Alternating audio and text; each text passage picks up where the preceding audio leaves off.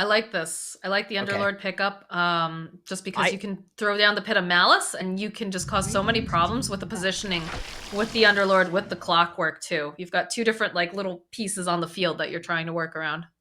if Timber was still in this pool, I would Yeah, say this would be. 100% this is a Timber game. The other options that are not as good as Timber in terms of completely destroying the strength heroes are Necro and Lifestealer, and they went with Lifestealer because they they need a Hector hero, or they need No, an no, no, no. HFN hero, I I should don't say. like the like. I understand why they picked up the life stealer, but I still think they're going to run into issues. I mean it's Lifestealer against like a physical damage reduction guy in the Sven, so it's still kind of rough. And same Mm. thing with the Jug. You know, you have Sven who does tons of physical damage to the Lifestealer who has the magic immunity, and it's like in theory you can see why they picked it because of this percentage damage against literally 4 strength heroes. But yeah, no, I definitely agree that this could look really bad. I mean, that's just Lifestealer games in general. The hero can look really terrible if he's Yeah. not an item ahead. I think they took out most of the best carries though at this point for Crazy to pick up. They did, yeah. Um, and that's kind of just the leftovers, the B team, so to speak. So not great, not terrible at the same time, but it's gonna be rough. I still feel like getting Brile some Necro would be really good. I mean, it's slow. Like There's they no they have a team lot of fight though. Then they have the Beastmaster. I mean, just this like 4 strength thing seems so punishable, and I don't know about just the Lifestealer to punish it. no, I So agree with that. what It's else is there? definitely Zeus, but then you're Zeusing into Clockwork Sven. That's not yeah good. too squishy. There's got to be a trump. There's got to be a trump pick here. You have 4 strength heroes on the other team. Like, can't be just Timber. But Zeus seems awful. Necro is slow. I mean, if they didn't Although, already have a position four, I would say okay, Phoenix could be pretty decent because of the fact that it's a percentage base. okay, But it's Necro. If it's not banned, it's Necro. They ran this all right, exact. They're against Team Brazil 3 days ago. They ran Silencer. Okay, ignore that hero. Necro, we'll hate that Mirana, hero. Necro Mirana, Beastmaster, Lifestealer. Mirana, Beastmaster, Lifestealer. Sound familiar? Just a little bit. I feel like it's got to be Necrophos, right? Silencer's a slower hero. A slower hero than They have like Enchantress no is too. catch. Yeah, but that's the thing is they've ran this in a previous draft. Like they really are relying on the Beastmaster Mirana to be the catch, No, which I I think is fine. understand that, but I think they need more considering what Beast Coast has on the table. Stuns win games. All right, let's see Wow, the Necrophos. they actually did ban the Zeus. That's interesting. Even though they have this good gap close, they're still like, okay, guys, we got 4 strength heroes. Look out.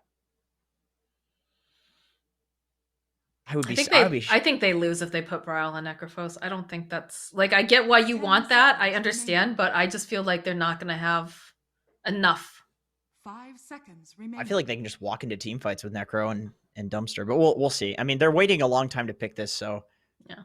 it seems like there's okay. Death Prophet. Similarly, it's a hero that does percentage damage. That's always something that you want It's to a lot of heavily melee. consider. Yeah, against these like strength melee guys. I was thinking also like if they weren't picking, okay, if you wanted to run the Mirana mid, you could also like Phoenix. It's still available too, but some sort of percentage damage. You can see Beast Coast was thinking the same thing with the Beastmaster or with the Zeus ban. So it's Chris Luck Prophet. Okay. Nice. I like that. I feel like if he can get a fast Orchid and just start hunting Brile, it's going to be very, very difficult for him. Yeah, this is a very death bally lineup from Beast Coast. You can just ball with Clock Underlord Natures and then Iosven relocate in. Yeah. But on the flip side, you also have this Beastmaster that is going to be taking control of the bottom area. Brile, who can just ult and also death ball with the Beastmaster. HFN is really hard to push into. You know, he's just chilling there in the safe lane, whacking creeps against the Underlord. None of these heroes really deal with HFN until super late game. I think a big tell for me is going to be how the lanes go because, like I said before, typically, you know, we'll see Ector generally doing all right in his lane. They use a lot of resources to keep him alive. Whisper tends to do all right, especially if he's on one of these big chonky boys. But Chris Luck typically struggles a little bit. They kind of leave him out to dry. So if Chris Luck has a really good lane here, I think that Beast Coast can run over Crazy because I feel like Crazy kind of, I don't want to say played into their hands, but aren't playing the Dota that they want to be playing. They're playing it on Beast Coast terms. And I think also the fact that they're one game down in a lower bracket elimination is another thing that you have to consider, right? I think it's fairly, it's pretty fair to say that they played into their hand. Yeah. That was a very big draft win from Beast Coast. I think this one is at least a lot more even. Just looking at these drafts, I do slightly favor the Beast Coast draft. I just feel like they're deathballing with these three heroes, Schofield, Whisper, and Kritzluck. Well, those are not the heroes, but the players playing those heroes. I feel like they have a nice 3-man. And even into like a Lifestealer lane, I think you can shut them out. You can and then Sven can get giga farmed in this game. It's not a hard lane versus a Beastmaster. You just cleave the boar. You just stun up the boar with a level 2 stun, and it's dead. You know. All right. Well, this is it. This could be the final game for Crazy, or it could be their redemption story. But we do have a little bit of a pause. Not sure if HFN is having a little bit of difficulty. He is playing, of course, from Brazil. So that is a little bit difficult. But looks like Schofield. I think Schofield, is he still playing from Mexico? No idea, but I think I say this every time. It would explain how he is so quick on his mechanics if he is still playing for Mexico, because he is a very clutch player, which you usually do not see on very high ping. No, you don't. Pretty hard. I think a lot of the things, too, you have to keep in mind is that a lot of these guys just play on US East anyways. So yes, yeah, they're used to this kind of ping. It only makes them stronger, right? On LAN, yeah, but yeah, well, they got to get to LAN first. And we're not having any of those for a while. Feels bad, only man. there were LANs. Yes, that would be great. LANs. I miss seeing everyone. Yeah, those were the days. Those were indeed. Back in the day. Wait, I've never been to a LAN. I've never. You've been to a LAN. You shut your mouth. You've been to Moonduck LANs. Wow. Midas Moto. How dare you, sir? That was crazy. How dare you? I'm gonna tell Slacks. Midas Mode was like a surreal experience. It wasn't a LAN. It's like literally for the audience there too. It was like being on something, but none of us were. It was great. That's one of the best times that I've ever had. Yes, I enjoyed that. I feel like poor Sunsfan and Slacks were very, very stressed out the entire time trying to make the map work. And I also felt like the teams kind of held Slacks hostage like a terrorist. But I found that hysterical. I found that whole situation so funny. The more stress they got, the funnier it was. I felt so bad for them. But hey, it was a good event. It was a lot of fun. Midas Mode 3 won. We talked about the lore for it. I can't divulge anything, but we've got the lore set up for Midas Mode 3 whenever that happens. Yeah. It's ready to go.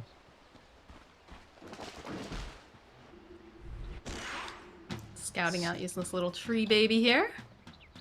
30 seconds to battle. Jeffen walking up, wants a high five from the boys. Schofield not obliging. Come on, Schofield, don't be a party pooper. Oh, sad HFN. Poo. Don't poo, Schofield. What are you doing? Could have been worse. He could have hot peppered him. I hate when I get hot peppered. It's true. HFN's going for the Matumba Man build, rushing a bracer. Stinger? Opted to go for that overcharge. Try to stay alive here. Oh, the arrow though! Ooh, that was a long-range arrow. Ector, I don't know he's gonna survive this. No, he's not. He's first blood. KZU having a great start to this lane. Wow. They they kind of griefed themselves up here a little bit. Like Yeah.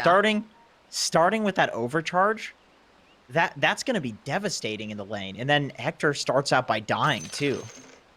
Yeah, I don't know why you wouldn't just try to tether away, perhaps, or that felt a bit strange. Yeah, that was very weird. After such a disciplined game one too. That seems like something that a very undisciplined team would do. Is this? They're Maybe pinging maybe Schofield was saying, you know, I'm having trouble or something, and then they weren't paying attention. I don't know. I don't know what the excuse is. Maybe they just misplayed. Sometimes you just misplay. That happens. Uncharacteristic, I would say. Maybe this is the 1 in 100 misplay or whatever that Beast Coast makes. Maybe it's some lag issues. It could be. Looks like Schofield's reconnected though. Hopefully everything is better. Looks like they're good to go now. So Hector gonna have to TP back to lane. Stinger already chewing through his tangos here. He's got that bracer online.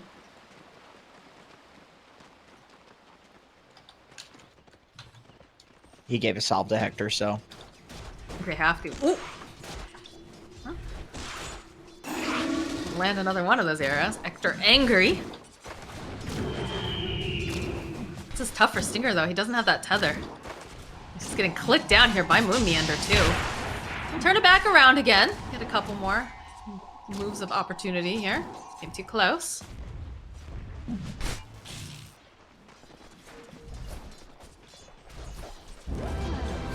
Bottom lane Whisper is a little bit vulnerable here at level 1. He's just super slowed here. Looks like he's gonna be okay though. getting a big double wave though. This is gonna be a lot of experience. But he's been just pushed back so far too. He's finally getting some of that XP.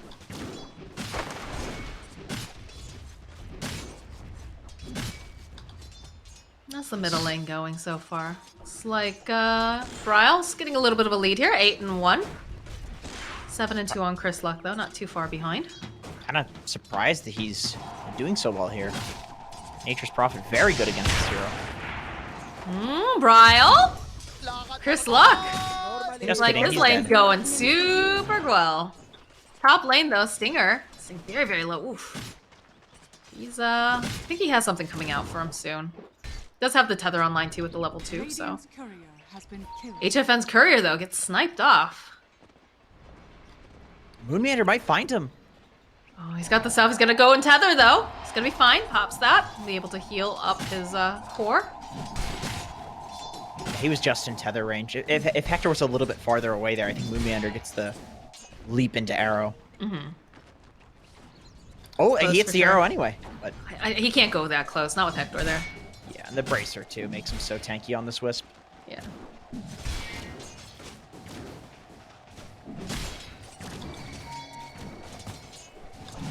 Alright. So they forced Schofield all the way back here. I guess he was just taking too much harass, but he did manage to have Owie just pay most of his attention to him. So Whisper was able to get closer up to the wave, start getting some of this XP and gold, and is starting to recover a little bit here. Has the level 3 now. Yeah, this bot lane is just exceptionally hard. They're playing into an Enchantress as 2 melee heroes, and then Lifestealer as 2 melee heroes. Both of these Radiant heroes are amazing against melees, particularly strength heroes. Chris Luck and the Death Prophet sitting very low, but of course the nice thing about having a Nature's Prophet is he can teleport himself right back into the lane. Death Prophet not quite as lucky. Some plays being used over here onto Whisper. Schofield just trying to push them back. Doesn't really have anything because he's still level 1, so Whisper gonna have to juke around here in the trees.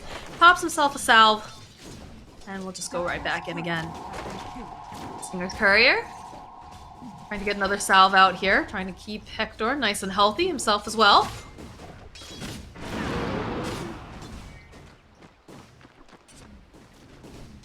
It's coming up soon. Bottom lane, though, they'll find the kill on Schofield. Dude, HFN has a Spell Prism in his quick buy. Okay, What? I guess he really wants that. You can... I think because you have the neutral items in the shop, you can just ping those up, but... Oh, Bryle! Why? He Why are you just gets doing that that? regen rune and then immediately gets cancelled thanks to Chris Luck. That feels bad. That is bottle coming out though, I believe. And that's a kill on Whisper in the bottom lane. I don't understand why he's a spell person in there. I'm stuck on that. Don't know. Sorry. Maybe he thinks it's funny. Maybe he's like, man, I'm gonna laugh at Jenkins. Top lane though, this is not looking good here for Ector, but Stinger keeping him alive a little bit longer. They need just a little bit more damage and in it goes. Can they finish up on Schofield? He's gonna tether over to a creep here, try to get a little extra movement speed, but nope, it's a double kill here for Moon Meander. Oh my god, he's actually fine too. What on earth? It's close. Ooh, and Chris Luck just got his ult too. Chris Luck having to TP out is gonna be able to do it in time. Doesn't have that Crypt Swarm, so yes, it looks like he'll be able to teleport back home. If he had that ultimate just a little bit earlier, that was definitely a kill on Moon Meander. Yeah, most certainly. That would have been devastating. The net over here on Schofield. Schofield's just doing the best that he can. He's still level 2, though. That's unfortunate. Arrow being thrown out over onto Chris Luck. They'll just get the cart. It's really hard to play against an Enchantress as any of these, like, Tinies, Clockworks. She just runs a creep at you, and you can't trade with her. You can't set up anything, because, you know, you're basically laning against 3 heroes because of the creep. Turn back around here over on Moon Meander in the top lane. And there's the fight over here in the mid. They'll find the kill over on Owie. They've got the Exorcism. Schofield needs to be careful. He's taking a lot of damage here, and they're trying to kite the Death Prophet, but he's still gonna go down. Bryle gonna go for a little bit of a dive here. Chris Lucky can't do anything about it, so it's a double kill for Bryle in the mid lane. Ghostly Lady should be coming back to him in a little bit, and that double damage on Moon Meander feels extra nice. With the catapult surviving, too. That is exactly what you want if you're a Crazy fan. Hero lands over on Whisper. Moon Meander can't do too much with this, though.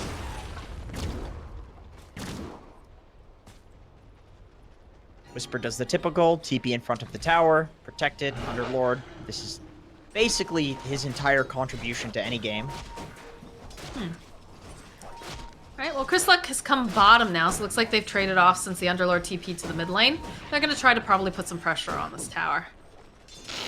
Be careful, though. They don't have any way to kind of force themselves out.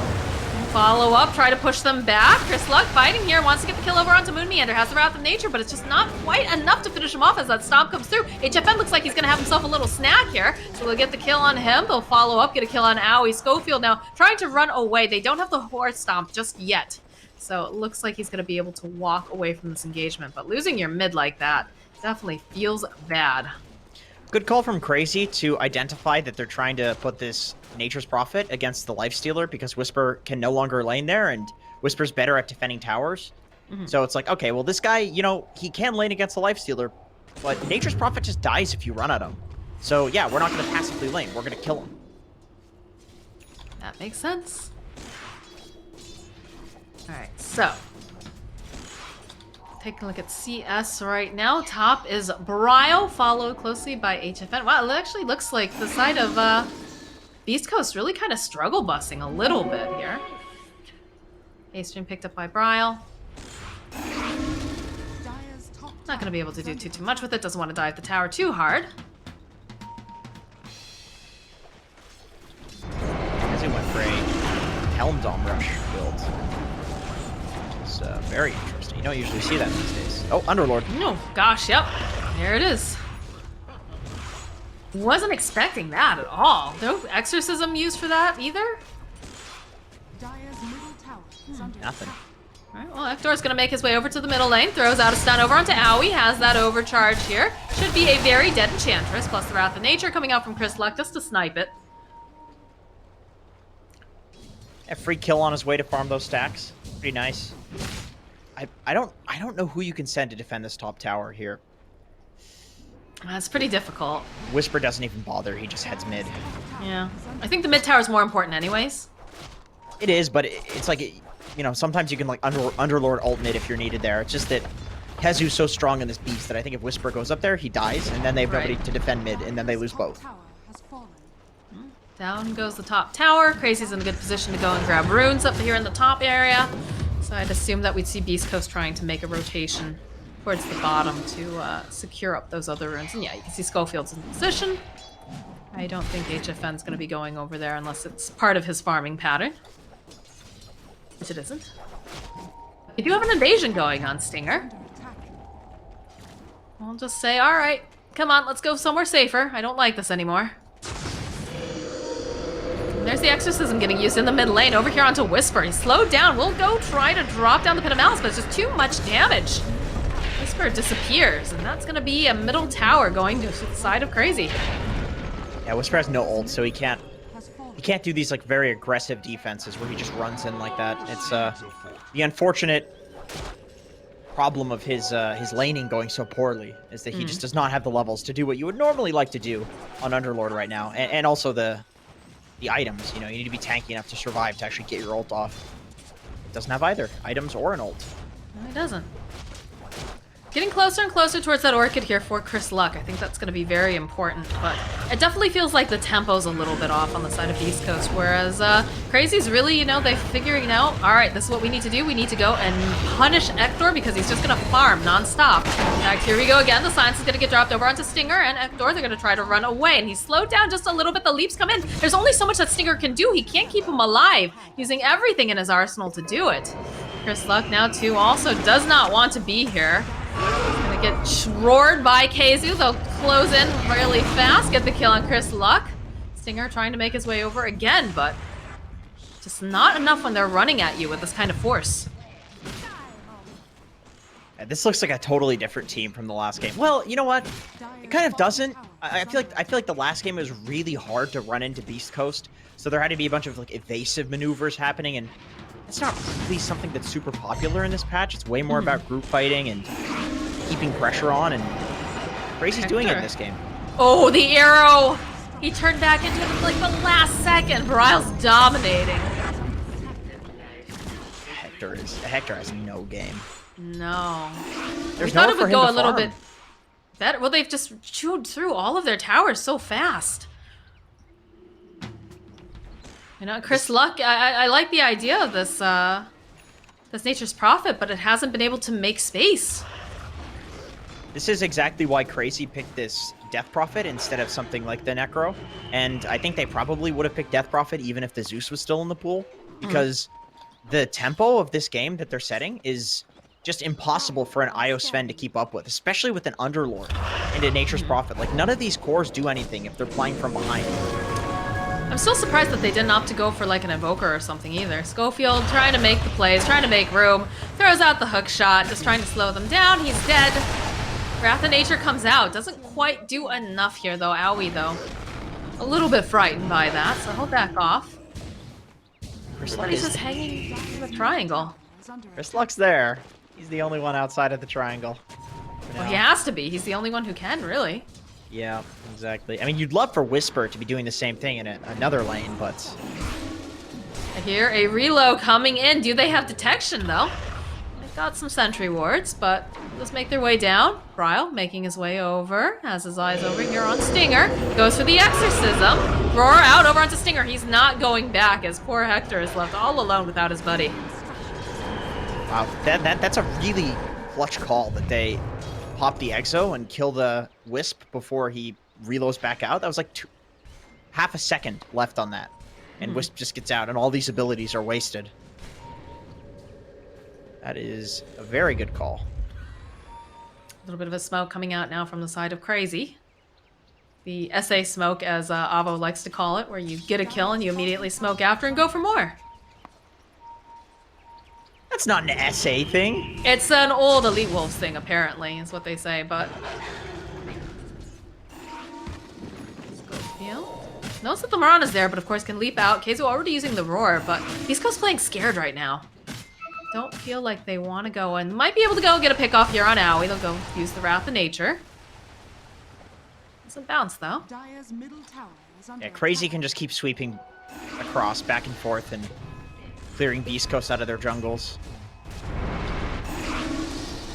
Whisper surprisingly has a decent game. He's level 10. I don't know if he took the tome or whatever, but he is actually pretty high level now.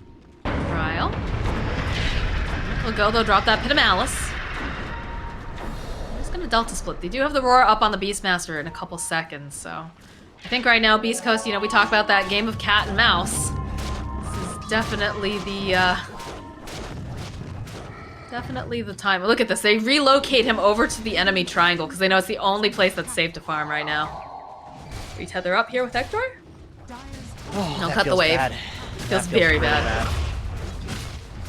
That's not how you want to use this. 90-second cooldown just for that. Man. I mean, again, they do manage to go and cut the wave a little bit, so I guess that's the best that they can do, but... We have the Orchid online now for Chris Luck, so they could make some sort of plays. Probably the only one they'll be able to take down is Owie, but I'm not sure about HFN here. I think they're just staring him down. Yeah, the pings are coming out. He is totally on his own, though. The moment his team shows, though, he backs off, which is a super good call. He was only pushing up there because he knew the Beast Coast was afraid to go on him because nobody else was showing. Dire's bottom Unless tower there's some is crazy under deep vision, attack. but there isn't. Crazy! Oh my god. Radiant are scanning. Good time. I can't stop. Can't stop, won't stop. You gotta get it? Is that DJ Khaled? Oh god. Couple of bits of dewarding over here in the Beast Coast. Guys, they don't like that they're in their jungle, but they can't really do anything about it, especially not with Hector being down in the bottom lane, still trying to farm up. They have effectively neutered him in this game, it feels. He's gotta have a chance to get himself back into it. It's not gonna work though with Stinger just grouped here with the Whisper. I love that Hector doesn't even have a TP. Like, he just doesn't want to Oh my spend God. money on a TP because he has an IO. He's just like, no, IO will Io bring will me save everywhere me. I, need I to go." believe in Stinger. I mean, they see he has no TP though. Is the I know, problem. Bryle.